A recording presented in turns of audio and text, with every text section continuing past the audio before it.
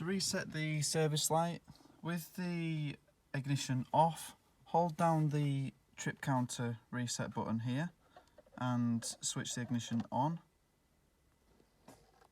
at which point you'll get a countdown from 10 to 0. Once it reaches 0,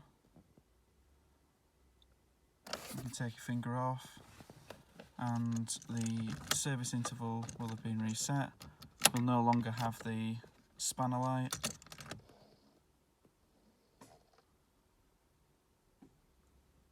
And the service light won't come back on until the specified mileage has happened.